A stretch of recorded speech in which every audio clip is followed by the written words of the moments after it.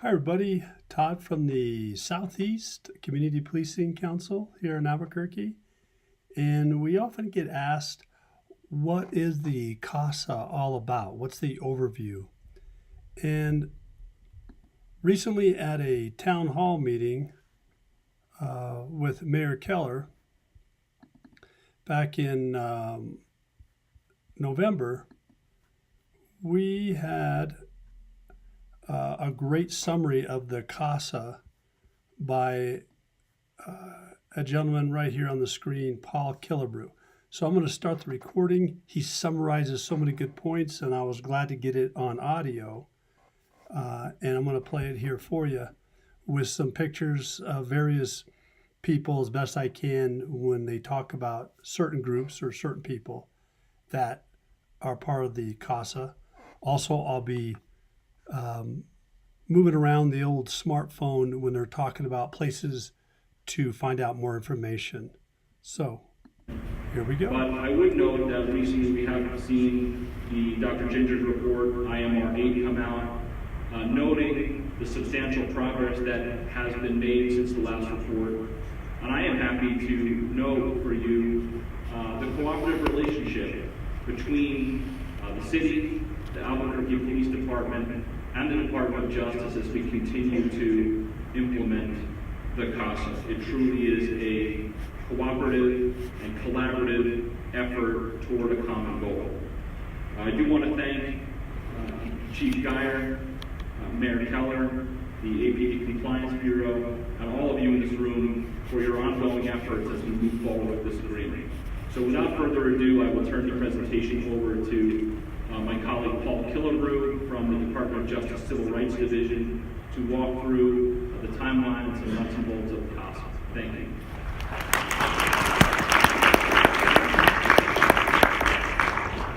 Thank you so much, John. As you said, my name is Paul Killebrew. I work in the Civil Rights Division at the Department of Justice. That's up in Washington, D.C. Sorry. But I am very fortunate, even though I have the misfortune of living up in D.C., I have the great fortune of being able to come here to Albuquerque. I just want to say at the outset, I am absolutely in awe of this community. If you look around this room, there's just a huge turnout here on a holiday weekend. And that is a testament to the commitment that this community has to seeing its police department deliver constitutional and effective policing. And I really thank you for that. This will not work without all of you getting invested and involved. You know, in a democratic society, you are the governors, not the governed. And this is how we make that happen. When you show up to things like this and you stay involved.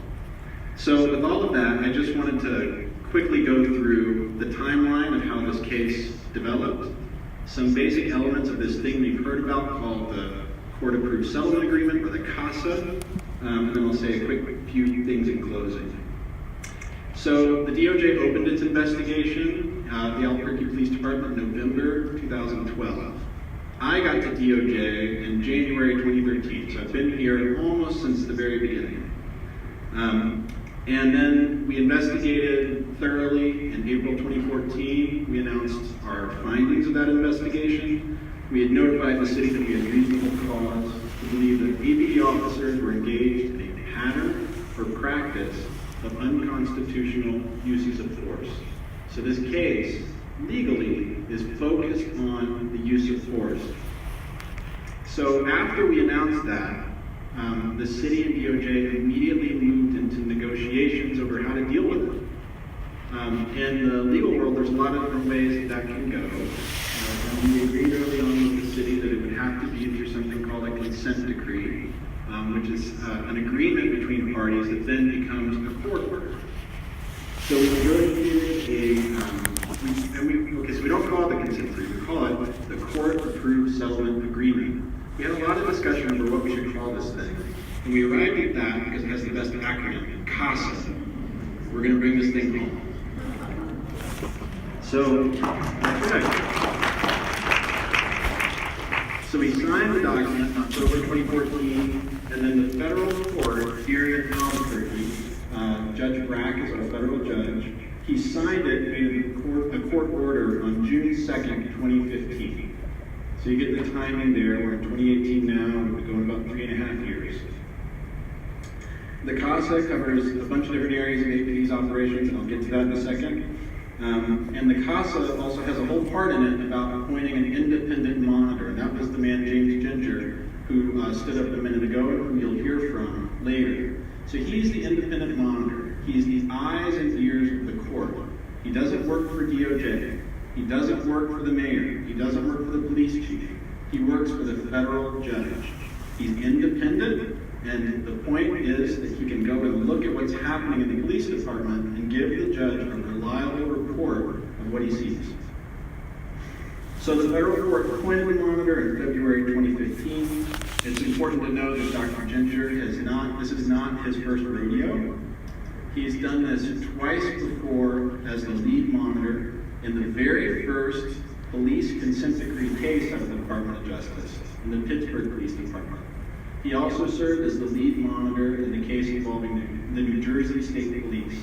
So he has seen it all before. Dr. Ginger, it's not just him. He has a team of about 10 experts who are people who are recognized in the field as national experts in their areas.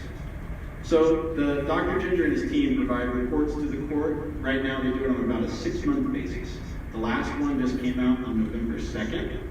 And you can download it from the city's website, from the U.S. Attorney's Office's website, from the Monitor's website. There's lots of places you can get it. You can see everything that's happening in ABQ. So, the CASA. Let's talk about what it covers. It covers a whole host of ABQ's operations. I'm going to talk about 8 of them. So the first, everyone remembers what the case is all about. It's about use of force. So it has a lot in there just about use of force.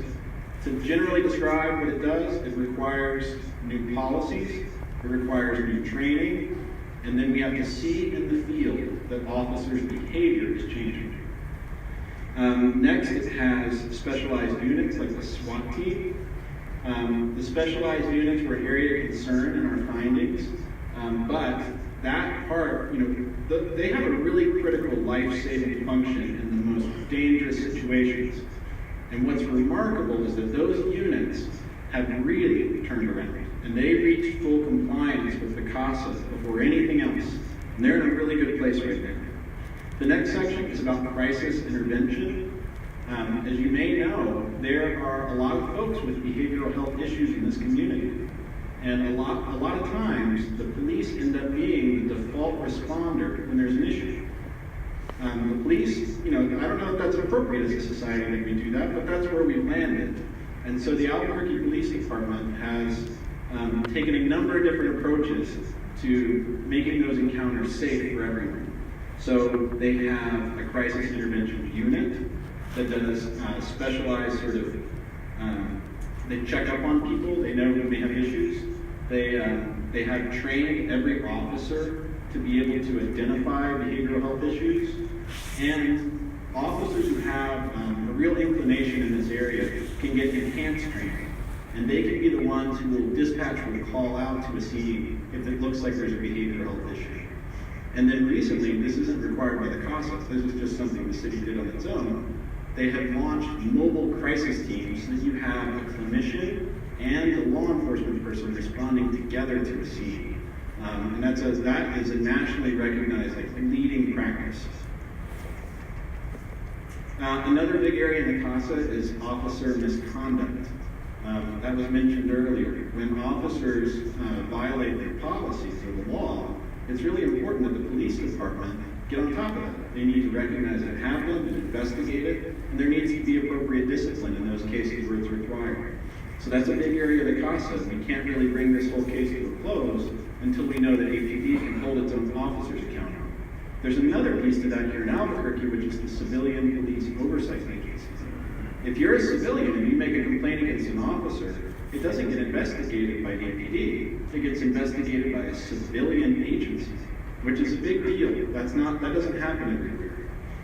The next area of the CASA is staffing and supervision. This is we made some reforms here to make sure that APD had enough people to fill its ranks, and that every officer is entitled to good, to a good and trained and fair supervisor. The next area is recruitment and promotions.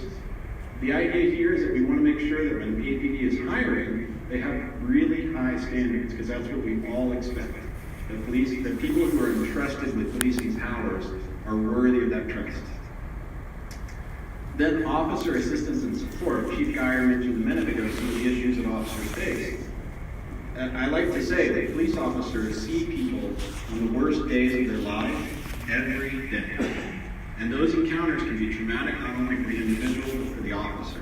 And it's important that officers have the support that they need to do their jobs effectively. And then finally, there's community engagement, which is what we're doing today. There's a lot of different ways that you as a community member can get involved. Chief Geyer and Mayor Keller mentioned some of those. I would really encourage you to do it. If you're interested in what's going on in your area, join your community policing council, your area command. If you're interested in mental health issues, join the Mental Health Response Advisory Committee. If you're interested in dealing with officer misconduct, join the Civilian Police Oversight Agency and the Police Oversight Board, or just go to their meetings. There's a lot of different ways to plug in, and this effort really only works if you do. The department needs to hear from its community. So with all of that said, I want to talk about what the road ahead looks like. APD has started to come into full compliance in some areas, and that is to be commended. There is a lot left. As I mentioned before, the last report came out on November 2nd, and it showed that APD has made some significant progress in the last year. We're often asked about when a case like this comes to an end, because the consent decrees have this reputation for going on and on. But we have some clear markers about what it will take for this case to end, and it's when they reach full compliance with the CASA. But not only that, they also have to sustain compliance for 2 years. Now that's important because we don't want to just see reform happen and then we leave. We want to know that reform is going to be durable and that it will stay in place after we're gone. So even after the case is over, DOJ will continue to have a really important role in this community, most prominently through the U.S. Attorney's Office. The U.S. Attorney's Office partners with this community and APD in fighting violent crime and keeping the city safe. And I wanted to invite the U.S. Attorney back up so he can tell you about some of the initiatives that the U.S. Attorney's Office is engaging in right now. Thank you. So there you have it. And now, if anybody has questions, we can now refer them to a video, whether it be on Facebook or our YouTube channel. And in a matter of 11 minutes, they can kind of get a summary auditory if they just want to listen in like a podcast, or a little bit visually, or a combination of both. And then there's various links or websites, as Paul was mentioning, that you can check out as well. So hope that helps. Todd from the Community Police Council here in Albuquerque, New Mexico, and we'll look forward to seeing you at our next meetings. Take care, everybody.